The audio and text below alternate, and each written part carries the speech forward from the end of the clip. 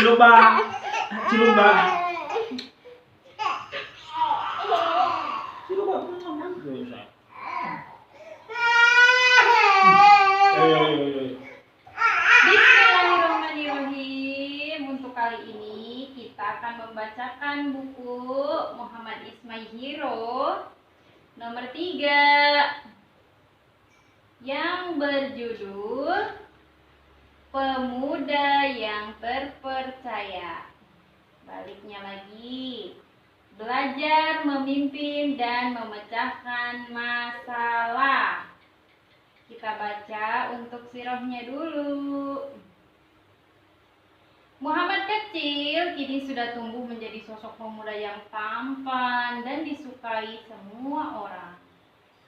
Bagaimana tidak? Muhammad begitu santun, lemah lembut, cerdas, tanggung jawab, dan setiap tugas atau pekerjaan yang diberikan, bertanggung jawab dalam setiap tugas atau pekerjaan yang diberikan, jujur dan selalu menghindari hal-hal yang tidak baik.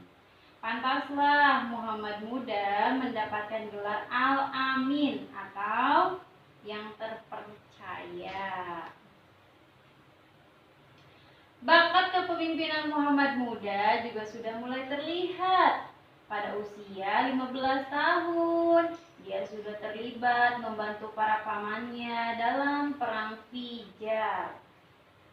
Pada usia 20 tahun, Muhammad muda hadir di Hilful Fudul, yaitu persekutuan atau perjanjian kebijakan yang dilakukan setelah perang Fijar. Peristiwa Hilful Fudul sangat membekas di diri Muhammad muda. Bahkan hingga beliau dewasa, suatu kali setelah menjadi nabi, beliau berkata, "Aku menyaksikan di rumah Abdullah ibn Jud'an suatu perjanjian yang lebih aku cintai daripada unta merah sekalipun. Andai pada masa Islam aku diundang untuk menghadirinya, tentu aku akan memenuhinya." Unta merah adalah harta kebanggaan termahal bangsa Arab pada masa itu. Muhammad muda memang sangat mencintai kedamaian. Wajar jika peristiwa itu sangat beliau sukai. Bukan hanya bakat kepemimpinan yang sudah terlihat, kepandaian berdagang Muhammad muda pun luar biasa. Ini seorang paman lagi ngobrol. Ini saya mau jualan. Paman jualan apa?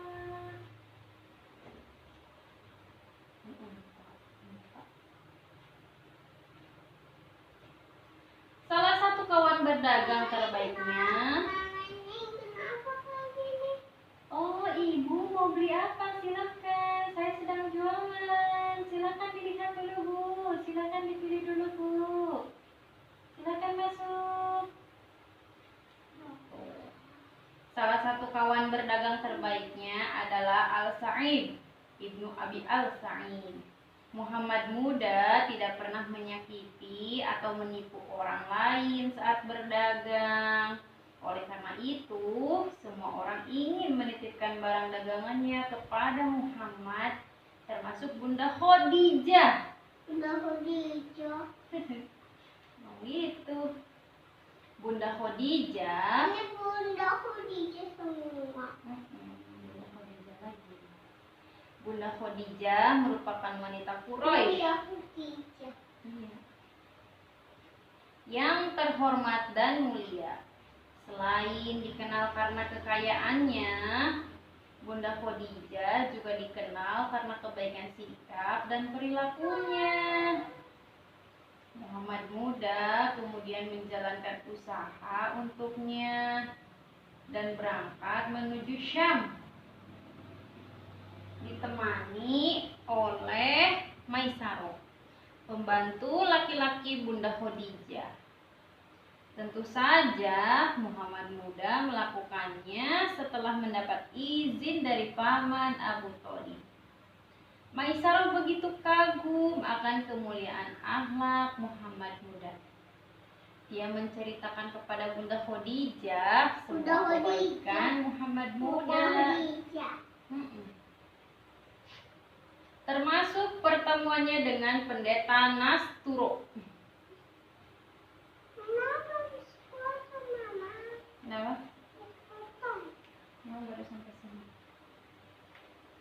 Bunda Khadijah pun bertambah rasa percaya dan kekagumannya kepada Muhammad Muda. Dalam sebuah riwayat, Maisaro bertemu pendeta Nasturo. Dan pendeta itu bertanya, "Siapakah yang berteduh di bawah pohon itu?" "Orang Quraisy dari Mekah," jawab Maisaro. "Tidak seorang pun berteduh di bawah pohon itu, melainkan dia seorang nabi. Dia adalah nabi terakhir," lanjut sang pendeta. Maisaro sangat terkejut dan diam-diam menceritakan semuanya kepada Bunda Khadijah.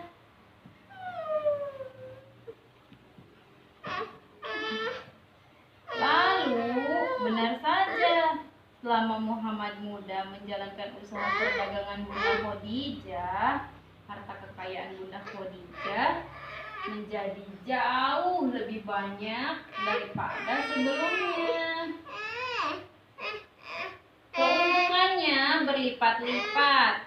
Semua orang kagum dengan kecerdasan Muhammad dalam harta kekayaan Bunda Khadijah menjadi jauh lebih banyak daripada sebelumnya. Keuntungannya berlipat-lipat. Semua orang kagum dengan kecerdasan Muhammad dalam berdagang. Saat itu usia Muhammad Muda belum genap 25 tahun, tapi sudah berdagang hingga ke negeri Syam. Negeri Syam itu adanya di sini. Yang habis minum kopi ya? Wow, jauh sekali dari Mekah. Khoibar, ke Yasrib dulu Madinah. Khoibar, Al-U'la, Paima, Daumatil Jandal, Wadi As-Sarhan, Busro, Damaskus atau Syam.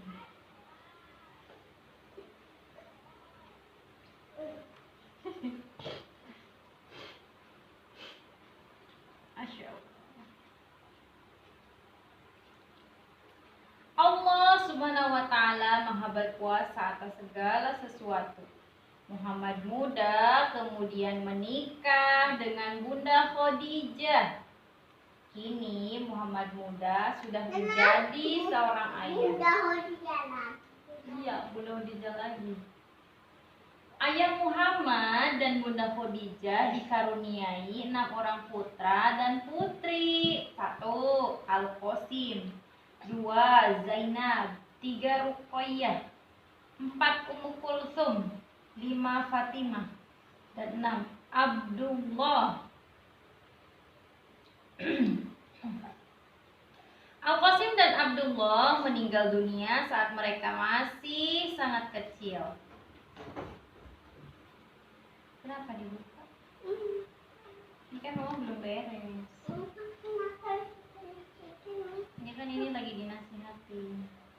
Jadi anak yang baik ya. Terus ini lagi ngeliatin.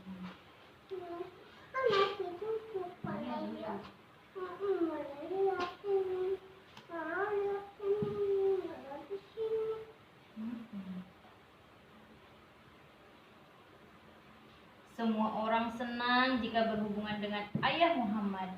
Selain baik, ayah Muhammad juga dicintai karena sifat beliau yang selalu memudahkan urusan orang lain. Pernah ketika Ka'bah direnovasi, Para pemimpin suku Quraisy meributkan siapa yang akan meletakkan Hajar Aswad atau batu hitam, karena semua merasa berhak. Akhirnya mereka setuju bahwa batu tersebut akan diletakkan oleh orang yang pertama kali masuk ke Ka'bah dari pintu masjid. Betapa bahagianya. Betapa bahagianya mereka saat melihat ayah Muhammadlah yang pertama kali masuk. Inilah Al-Amin. Kami ridho kepadanya. Inilah Muhammad, ujar mereka. Peletakan batu pertama ini. Ayo itu lagi. Tadi saya punya ilmu. Ayah Muhammad kemudian menghamparkan sebuah kain, meletakkan Hajar Aswad di tengahnya, meminta para pemimpin kabilah memegang ujung kain, kemudian mengangkat batu itu bersamaan. Saat sudah mendekati tempatnya, ayah Muhammad mengambil batu tersebut dan meletakkannya di tempat yang seharusnya. Cerdas dan bijaksana sekali, bukan? Hajar Aswad ataupun batu hitam adalah batu yang berasal dari surga. Sebelumnya batu itu berwarna putih. Dosa-dosa manusialah yang menyebabkan batu itu menjadi hitam. Oke, untuk sirahnya sudah selesai. Di sini ada catatan untuk bunda dan ayah. Kita bisa membaca satu judul di baliknya, yaitu belajar memimpin dan memecahkan masalah.